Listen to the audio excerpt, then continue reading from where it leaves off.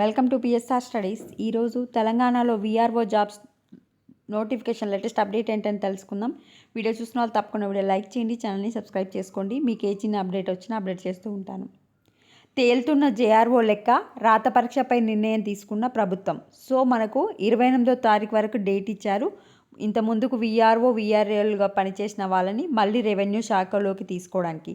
అయితే 11,783 మంది అయితే రిటర్న్ రావడానికి అప్లికేషన్ ఫిల్ చేశారు. బట్ అప్లికేషన్ అయితే అందరు కరెక్ట్గా ఫిల్ చేయలేదు. వీళ్ళలో డూప్లికేట్ అప్లికేషన్స్ ఉన్నాయి, మల్టీ ఆప్షన్లు ఇచ్చినాయి, ఉద్యోగి ఐడీలు చెప్పలేదు, కొన్ని సర్టిఫికేట్ జత చేయలు. వాళ్ళందరినీ తీసేస్తే కరెక్ట్గా ఫిల్ చేసిన వాళ్ళు 9,654. ఈ 9,654లో డిగ్రీ వరకు అంటే ఇంటర్ డిగ్రీ చదివిన వాళ్ళు 6,162 మంది ఉన్నారు.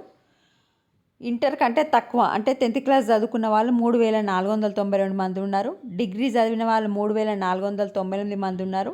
ఇంటర్ చదివిన వాళ్ళు 2,664 మంది ఉన్నారు. అయితే వీరికి పరీక్ష పెట్టి ఎంపిక చేయాలా లేక నేరుగా విధుల్లోకి తీసుకోవాలన్న దానిపై ప్రభుత్వం నిర్ణయం తీసుకోవాల్సి వస్తుంది. 10th క్లాస్ వాళ్ళే చాలా తక్కువ మంది ఉన్నారు.